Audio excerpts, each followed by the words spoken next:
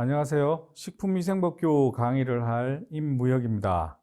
자, 1주차 강의를 시작할 건데요. 1주차는 법의 개요 및 식품위생법의 변천에 대해서 강의를 하도록 하겠습니다. 성문법과 불문법이 있는데요. 첫 번째 성문법에 대해서 살펴보겠습니다. 여러분 중고등학교 때 다 배운 사항입니다.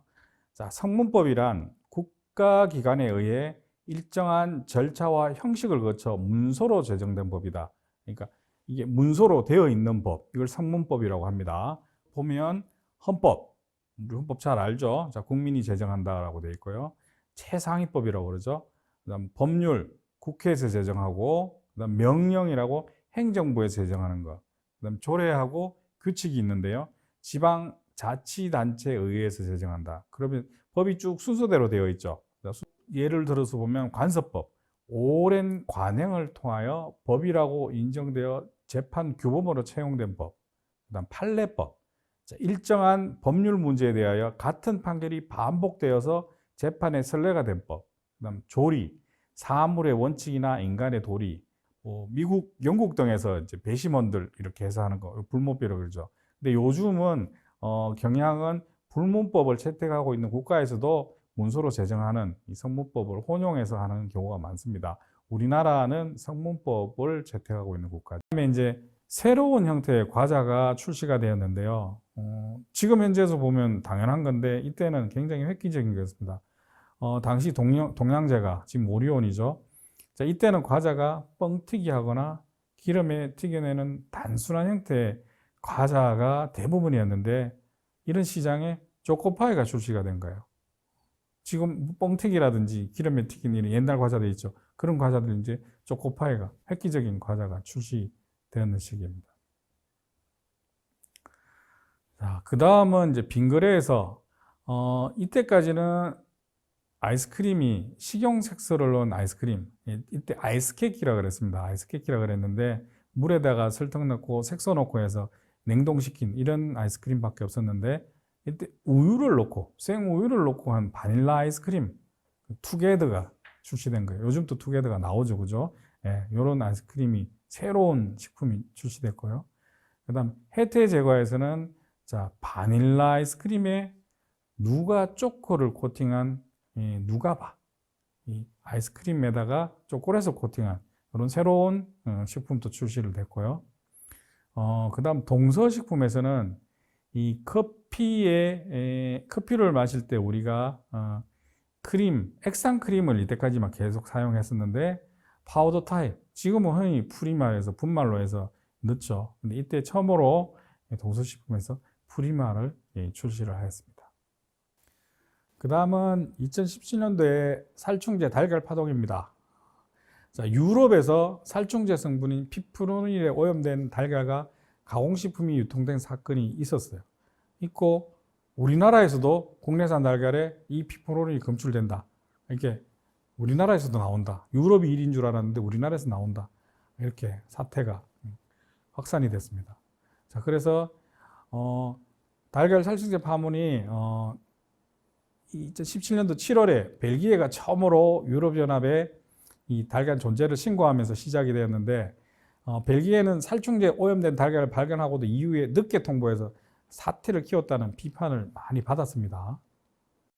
자, 국내에서는 이 성분이 검출되자마자 농림축산식품부가 8월 달부터 시작 1대 잔류농약 검사 실시해갖고 기준 초과한 달걀 적발해갖고 전부 폐기시키고 그래서 이 많이 검출이 됐었어요. 그래서 살충제 검출 원인을 보니까 이 산란계 사육 단가를 낮추기 위해서 좁은 공간에서 많은 수의 닭을 밀집해서 사육하다 보니까 이런 벌레가 생기는 거예요. 그 벌레를 막기 위해서 살충제, 농업용으로 사용하는 농산물에 사용하는 살충제를 사용했는 거로 밝혀졌어요. 그래서 우리나라 이 국내 산란계 농장의 99%가 철제 우리 안에서 밀집 사육을 하기 때문에 이런 진드기가 만연했고 이 진드기를 없애기 위해서 진드기 있으면 또 달걀 생산이 잘 안 되고 하니까 그래서 이런 원인이 이어졌습니다.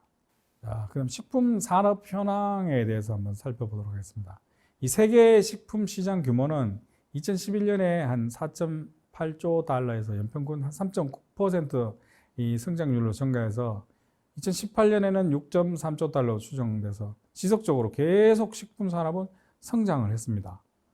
그리고 이제 점포나 웹, 모바일, 소셜미디어 등 모든 채널을 연결해서 고객에 서비스하는 이 온라인 투 오프라인 이런 거래가 계속 증가돼 갖고 제조업체 유형이 변화가 됐죠. 요즘 많은 형태가 이렇게 식품 형태가 많이 변화됐죠. 온라인으로 해서 오프라인으로 딱 전달되는 게 많이 형성이 됐죠. 예전에는 우리가 직접 방문해서 사고 이런 게 성행했었는데요. 자, 그 다음에 개인 맞춤형 소비 생활의 확대로 가정식 대체식품, 가정에서 만드는 식품을 대체하는 HMR이라고 합니다. 홈밀 리플레이스먼트라고 하는데 이런 시장의 규모가 확대되고 배달 음식 섭취가 확산이 되었습니다.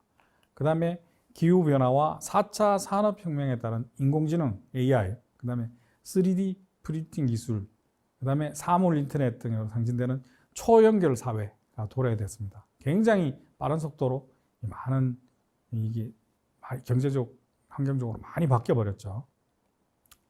그러면서 이제 새벽 배송 시장이 또 성장이 됐습니다.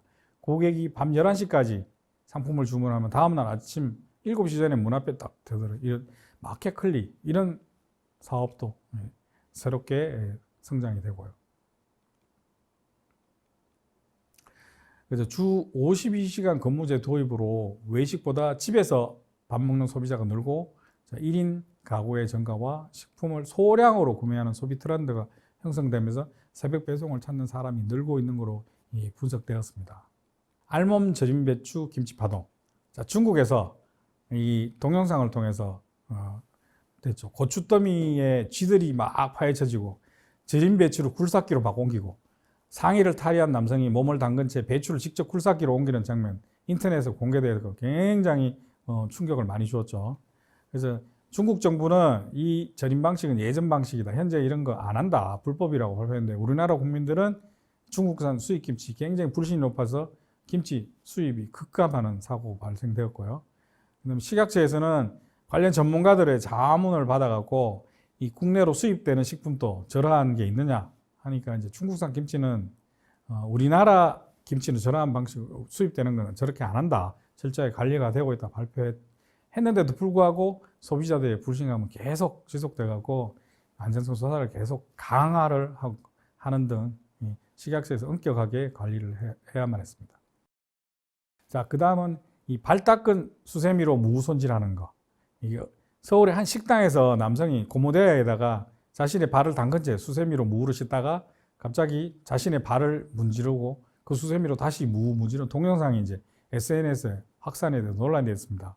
그래서 식약처는 그 추적해서 서울시 서초구 방배동에 한 족발 식당을 적발해서 행정 처분을 하기도 했습니다. 자, 벌레 순대 논란입니다.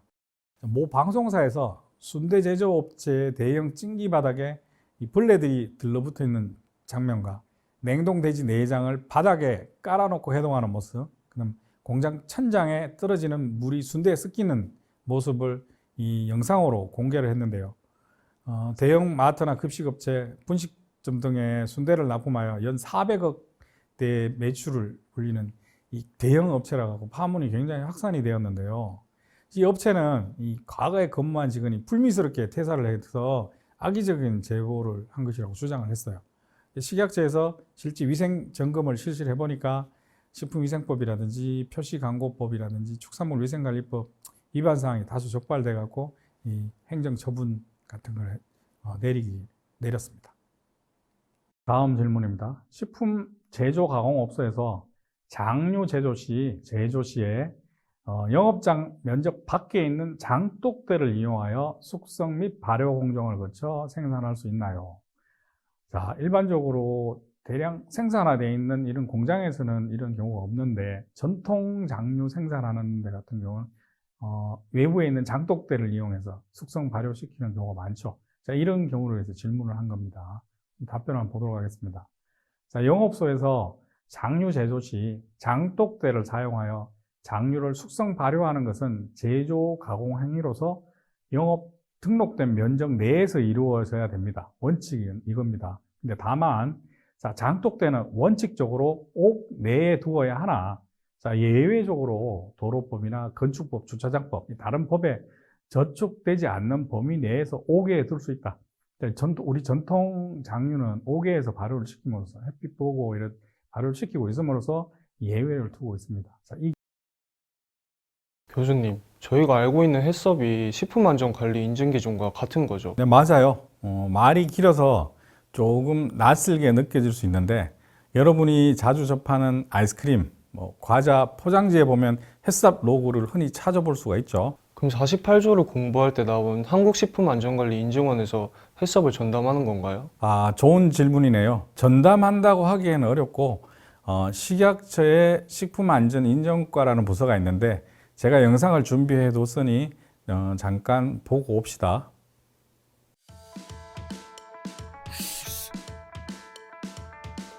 여러분, 다들 빵, 아이스크림, 과자 좋아하시나요? 그렇다면 이 식품들의 포장지에 있는 해썹 마크를 보셨나요? 해썹은 식품안전관리 인증기준이라고 하며 식품과 축산물의 제조부터 유통까지 전 단계에서 위해 요소를 사전에 예방하고 관리하기 위해 만든 식품안전관리 시스템입니다. 식약처의 식품안전인증과에서 해썹 정책 업무를 수행하고 있습니다. 그리고 한국식품안전관리인증원이라는 전문기관에서 해썹 인증, 지원 사업 및 교육 등의 업무를 해나가고 있다고 이해하시면 되겠습니다. 식약처의 부서와 더불어 전문기관까지 있으니 해썹, 왠지 믿음직스럽지 않나요? 가공식품 중 해썹 인증 마크를 받은 식품이 86.5%에 달하는 만큼 언제 어디서나 해썹과 함께 안전한 식품을 소비할 수 있을 것 같네요. 해썹 정책과 관련된 것은 식품안전인증과에서 그 외 해썹 인증과 관련된 업무는 한국식품안전관리인증원에서 업무를 나눠서 진행한다고 이해를 하면 되겠네요. 맞아요. 네. 그것만 알아도 다 한다고 할 수 있어요. 그런데 교수님, 해썹을 눈으로 체험하면서 알고 싶은데 간단한 자료가 없을까요? 그런 부분을 궁금해할까봐 한국식품안전관리인증원에서 체험관을 운영하고 있어요. 자, 누구나 체험할 수 있으니 시간 나면 한번 가보는 것도 좋을 것 같은데요. 자, 하지만 지금 당장 궁금하다고 하니까 체험관 관련 영상을 보여줄게요.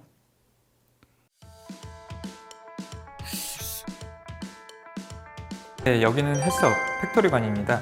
방문객분들께서 오셔서 직접 현장을 방문하듯이 확인을 하실 수 있는 공간입니다. 이 깨끗한 위생복, 그 다음에 외출복, 실외복을 이제 갈아입는 공간이라고 할 수 있겠고요. 위생화, 그 다음에 실외화, 신발 또한 갈아 신는 공간이라고 할 수 있겠습니다. 공간에서는 개인 위생 처리를 하는 공간인데요. 손을 씻고, 그 다음에 손을 말리고, 손을 소독한 뒤에 이런 에어 샤워기를 통해서 이물 제거를 한 뒤에 입실을 하게 됩니다. 네, 여기는 입구 검수실입니다. 원무 재료가 들어오게 되면 다양한 개체장비를 통해서 원무 재료 검사를 하게 되는데요. 또한 이제 유관 선별이 필요한 구역이기 때문에 540 룩스 이상으로 조도를 확보하고 있습니다. 이 정도 밝기를 유지를 해야 유관 검사를 할 수가 있습니다. 네, 여기는 원무 재료 보관실입니다. 입구 검수실에서 검사가 끝난 원무 재료를 바닥과 벽에 밀착되지 않게 이격 보관을 하고 있는 공간입니다. 이 공간은 이제 계량실로 이제 원재료, 부재료 이제 배합비에 맞춰가지고 계량을 하는 공간이라고 볼 수 있고요. 계량을 하는 과정 속에서 분진이 많이 발생되는 경우에는 층 설비를 추가적으로 설치를 할 수도 있습니다. 네, 이 공간은 전처리 공간입니다. 빵을 배합을 한다든지, 그 다음에 쌀을 세척을 한다든지, 쌀을 분쇄를 한다든지 다양한 이제 공정 작업을 진행을 하고 있는 공간이라고 볼 수 있고요. 이 공간은 현재 저희 인증원에서는 일반 구역으로 설정이 되어 있습니다. 네, 이 공간은 식품 가공실입니다. 우리 원에서는 이 공간은 선별구역으로 설정이 되어 있습니다. 먼저 오븐기를 보시면 그 빵을 만드는 공정 중에 중요 관리점인 오븐 공정이 있고요. 이 타이머랑 온도를 통해서 모니터링하는 공간이라고 볼 수 있습니다. 떡 경우에도 이 증숙기, 중요 관리점인 증숙 공정을 통해서 온도, 시간, 품온 등 모니터링을 하고 있는 공간입니다. 근데 바닥이 조금 다른 것 같아요. 네, 이 식품 작업장에서는 식품위생법 시설 관리 기준에 따라서 바닥은 내수성 재질로 구성이 되어 있습니다. 네, 이 공간은 내포장실입니다. 완성된 제품을 포장을 하고 그 다음에 금속 검출 공정을 통하게 되는데요. 그 내부 안에 금속성 이물이 혼입이 되어 있는지 확인하는 공간입니다. 정상 제품을 통과시키면 이렇게 확인이 되지 않지만 금속 이물을 혼입시키고 통과를 시키면 보시는 것처럼 제품 내부에 어떤 금속성 이물이 혼입됐는지 확인을 하실 수가 있습니다. 네, 이 공간은 외포장실입니다. 네, 1차 포장이 끝난 제품을 종이박스 등을 통해서 다시 외포장을 하는 공간이라고 할 수 있고요. 이 공간은 우리원에서 일반 구역으로 설정이 되어 있습니다. 외포장이 끝난 제품을 이제 완제품 보관실로 옮겨지게 되는데요. 여기도 원부 재료 보관실과 마찬가지로 바닥, 벽 등과 밀착되지 않게 이격 보관을 해줘야 합니다. 네, 여기는 축산물 가공실입니다. 법적 기준으로 15도 이하로 유지를 해야 되는 공간이고요. 우리원에서는 이 공간이 청결구역으로 설정이 되어 있습니다. 절단을 한다든지 이제 골절기라든지 이런 다양한 설비들이 구현되어 있습니다. 생각보다 엄청 꼼꼼하게 여러 과정을 거치도록 되어 있네요. 왜 그렇게 방송이나 광고에서 해썹 인증 마크를 강조하는지 알겠어요. 궁금증은 좀 해소가 되었나요? 네, 언제 시간이 되면 구경하러 가봐야겠어요.